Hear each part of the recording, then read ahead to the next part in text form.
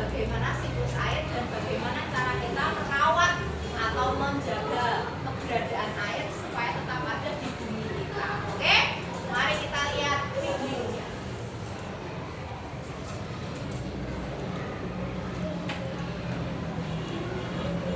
Nah, ini air 71%. Air itu ada di bumi. Nah, 97%-nya air asin, sedangkan hanya 3% air tawar. Bayangkan, ya, bayangkan.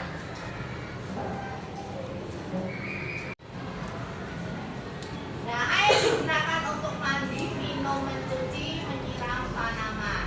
Sama ya, untuk kita gunakan keperluan sehari-hari.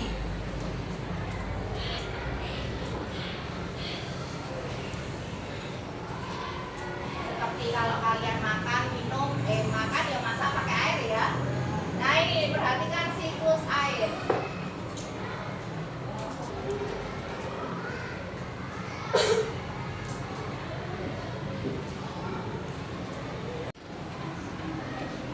Tuh.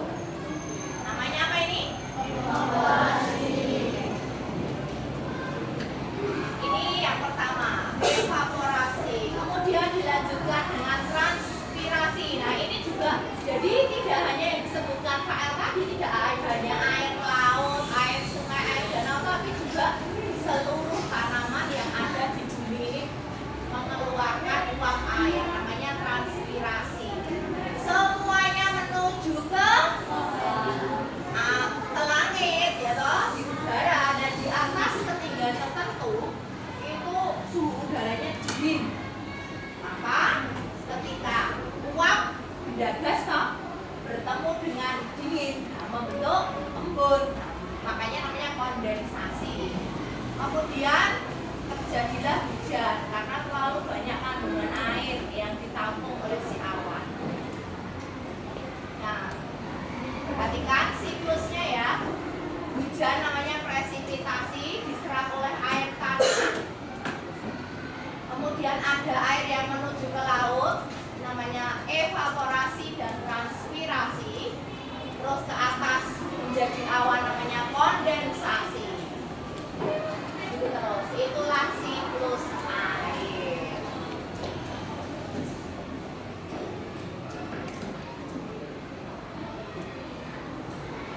Oke Pak. Kondensasi menjadi presipitasi. Presipitasi di sini ada kata apa namanya? Infiltrasi, penyerapan. Infiltrasi. Nah, kembali lagi, evaporasi, transpirasi, kondensasi, presipitasi, infiltrasi, bali meneh seperti sebuah dari tahap-tahap siklus air. Mari bersama-sama, ada tahap apa saja? Evaporasi. Ada tahap apa lagi? Kondensasi. Ada tahap apa? Presipitasi. Kemudian tahap apa lagi? Setelah presipitasi, penyerapan, infiltrasi. Kemudian kembali lagi evaporasi. Seperti itu. Nah, anak-anak setelah belajar siklus air, tahu pengulangan dari evaporasi, kondensasi, presipitasi, infiltrasi, evaporasi, membentuk sebuah lingkaran terus menerus, itu namanya perulangan. Ya, diulang habis evaporasi, kondensasi, presipitasi, infiltrasi, evaporasi, terus berulang-ulang, itu namanya perulangan. Ya, apa namanya? Perulangan terus menerus. Nah, anak-anak, di dalam sistem algoritmik. Apa itu algoritmik? Algoritmik itu adalah menyusun langkah-langkah atau prosedur yang sistematis. Nah, Bu Yanti pengen kalian sebagai siswa-siswa SD Kanisius Kalasan itu menyusun langkah-langkah yang sistematis. Tidak terasa ternyata Tuhan telah menciptakan langkah-langkah ini. Siapa yang menciptakan siklus air ini? Tuhan toh. Nah, ternyata alam dengan sendirinya telah membentuk algoritma, yaitu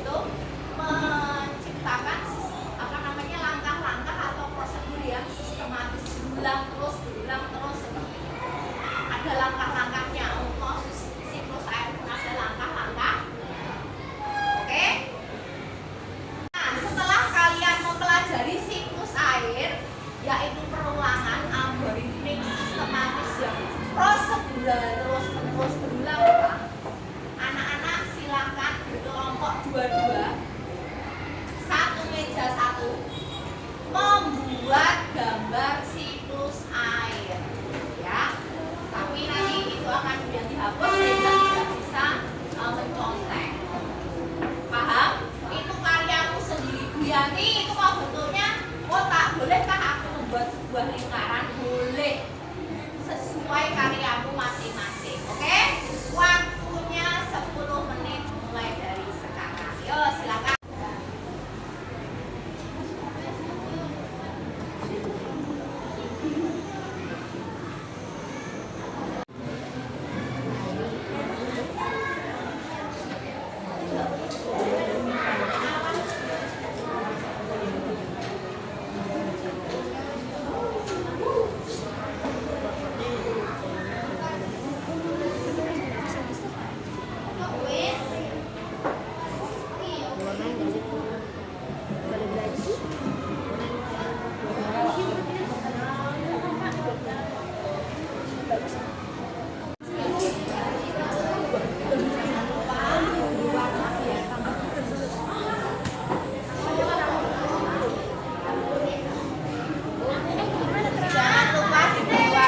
Tambah bagus, keren ya, menjadi sebuah perulangan ya, yang apa? Yang berulang-ulang, yang algoritmik ya. Jadi sistematis dan algoritmik halus-halus, ya toh? Ternyata alam menciptakan.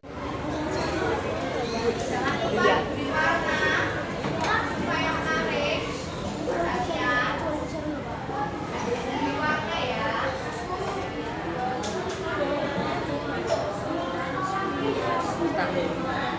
Jangan lupa yang paling penting itu anak panahnya. Jadi membentuk sebuah perulangan. Ulang. Sistematis. Yang paling penting itu anak panahnya. Menunjukkan sistem berulang-ulang. Terus dibuat bersama. Nah, seperti itu.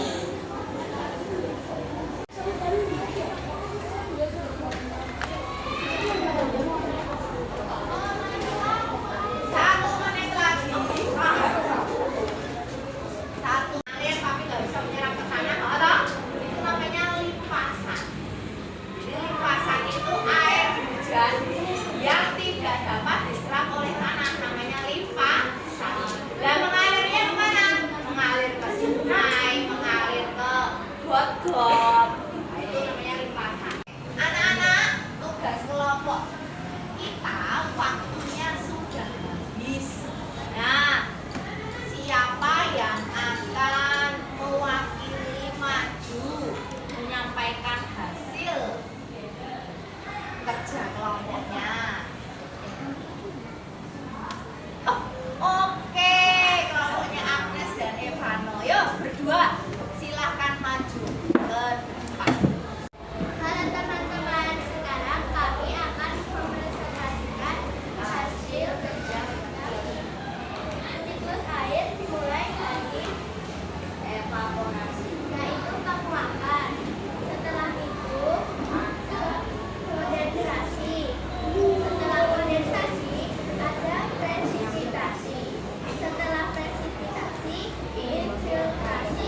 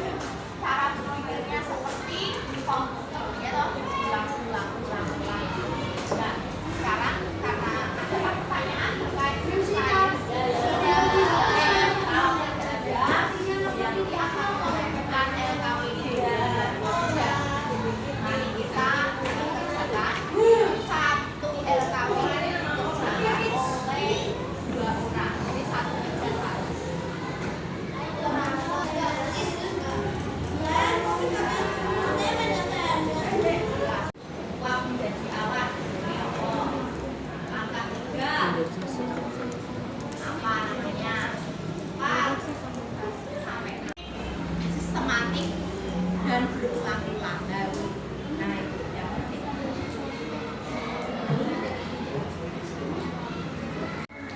Ya.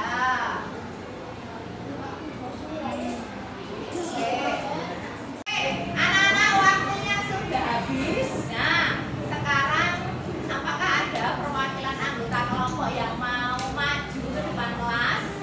Oke. Silakan. Teman-teman, perkenalkan dari kami dari kelompok mantap yang berisi anggota saya Airlangga dari Kalista. Mari kita presentasikan hasil kerja kelompok kami. Nama A. Mengamati dan menganalisis. Tuliskan nama proses. 1. Air laut menguap disebut evaporasi.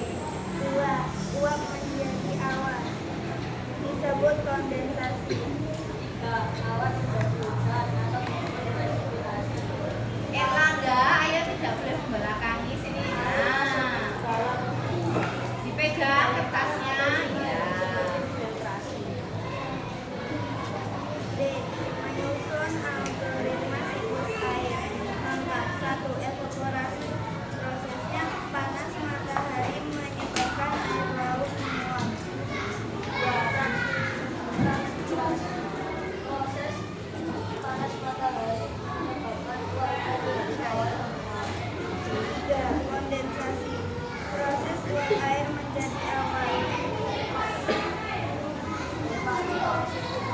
Proses jatuhnya titik-titik air ke permukaan laut. 5. Infiltrasi. Proses penyerapan air hujan ke tanah. 6. Limpasan. Proses air hujan yang tidak bisa diserap tanah. C. Menganalisis ulang-perulangan. Jawab pertanyaan berikut. 1. Mengapa proses ini disebut sebagai siklus? Karena proses tersebut dilakukan secara berulang-ulang. 2. Bagian mana dari proses ini menunjukkan bahwa peristiwa ini berulang terus menerus? Evaporasi, kondensasi, presipitasi, filtrasi, pelimpasan, dan kembali berulang ke evaporasi. Oke, tepuk tangan. Anak-anak, mari kita lihat LKPD-nya. Nomor yang A itu, poin A, mengamati dan menganalisis. Kalian mengamati gambar, kemudian kita lihat air laut menguap. Nama prosesnya evaporasi. 2. Uap menjadi awan, namanya kondensasi. Nomor 3, awan menjadi hujan, namanya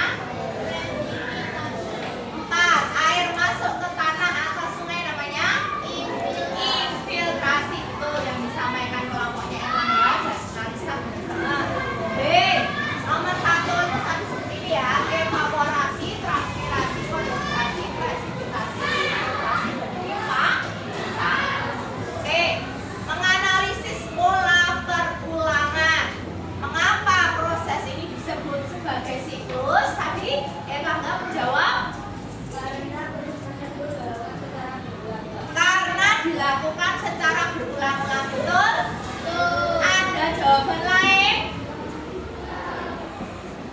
Coba kelompoknya Natra dan Kiale jawab apa nomor 1? Karena berulang-ulang atau algoritmik. Betul ya, sama benar. Bagian mana dari proses ini yang menunjukkan bahwa peristiwa ini berulang terus-menerus? Bagian mana? Kelompoknya Laura, bagian mana?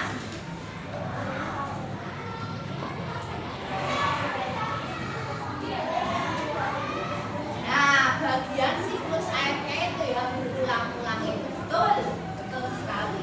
Oke, anak-anak sudah pintar. Nah, sekarang Bu Yanti akan mencoba membuat bagan alir.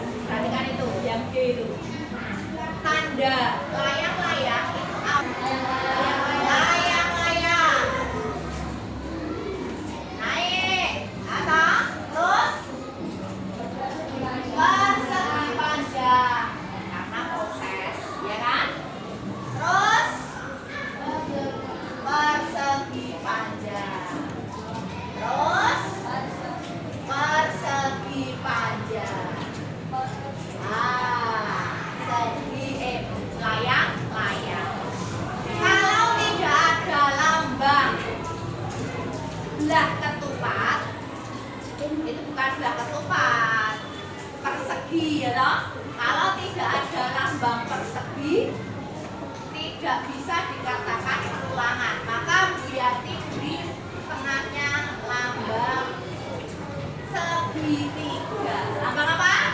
Segitiga. Nah, jadi kalau di situ ada lambang belah ketupat salah ya.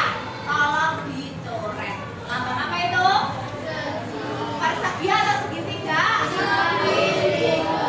Dicoret segitiga. Sekarang perhatikan papan tulis. Kalau ada belah ketupat menandakan awal dan akhir, kemudian persegi panjang ini proses.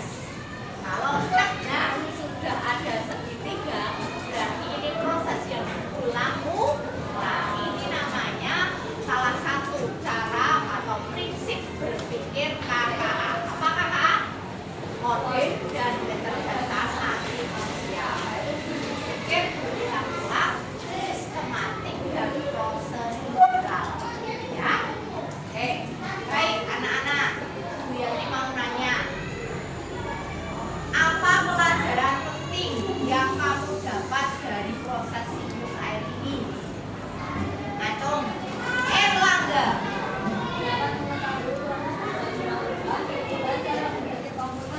Satu, dua, tiga. Dapat mengetahui proses terjadinya hujan dan cara berpikir komputer yang berulang-ulang dan algoritmik atau sistematis sesuai prosedur. Bagus sekali. Kemudian yang kedua, bagaimana kamu bisa menjaga agar siklus air tetap berjalan baik? Bagaimana? Tidak memakai air dengan boros atau hemat air dan rajin menanam tanaman dan merawat tanaman. Bagus sekali. Tepuk tangan anak-anak. Itu tadi pelajaran kita tentang siklus air. Kita sudah melewati dan sudah belajar bersama-sama tentang siklus air. Harapannya kita semua dapat hemat